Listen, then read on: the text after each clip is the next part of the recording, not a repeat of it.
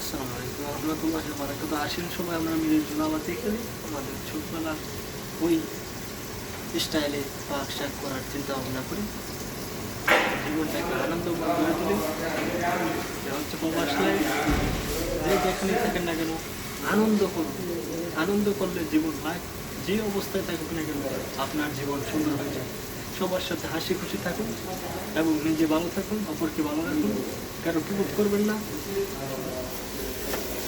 নিজের বিপদও কারো কাছে শুনবেন না, কেউ কান দিবেন না। কে কী বললো ওই দিকে কান দিবেন না।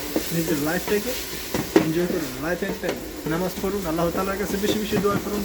আল্লাহ তাআলা আপনাকে যে যে অবস্থায় রাখছে ওই অবস্থায় আপনি ভালো থাকুন, তাহলে আপনি খুশি থাকতে পারবেন। আর সর্বাবস্থা আল্লাহ তাআলার কাছে শুকরিয়া আদায় করুন। আলহামদুলিল্লাহ আলহামদুলিল্লাহ। ভালো আছেন পড়ুন আলহামদুলিল্লাহ, খারাপ আছেন ডবল পড়ুন আলহামদুলিল্লাহ আলহামদুলিল্লাহ, তাহলে আল্লাহ তাআলা আপনার নিয়ামত বাড়িয়ে দেবেন। সুবহানাল্লাহ। মুসা আলাইহিস সালাতু ওয়াস সালাম যাইতেছিলেন আল্লাহ তাআলার কাছে কথা বলার জন্য।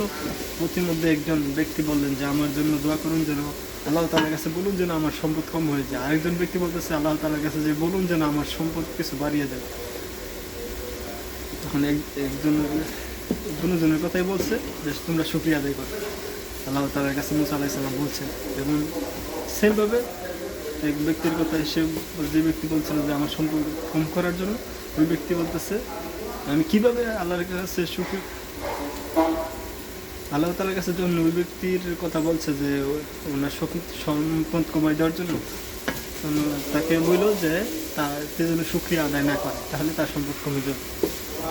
তখন যখন ওই ব্যক্তির কথা এসে মুসা আলাইহিস সালামের কাছে বলা হয়েছে, মুসা আলাইহিস সালাম এসে বলছে, তখন মুসা আলাইহিস সালামের কাছে এই কথা শুনে ওই ব্যক্তি, সম্পদওয়ালা ব্যক্তি, যে আমি কীভাবে আল্লাহ তাআলার শুকরিয়া আদায় করা ভুলে যাব, আল্লাহ শুকরিয়া আদায় না করবো যে আল্লাহ তাআলা আমাকে এত কিছু দিছে।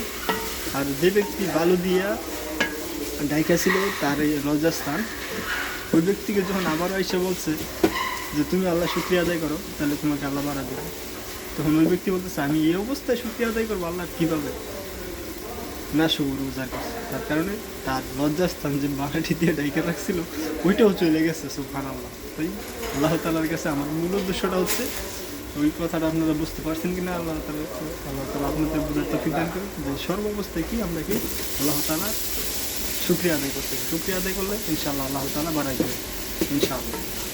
আসসালামু আলাইকুম ওয়া রাহমাতুল্লাহি ওয়া বারাকাতুহু।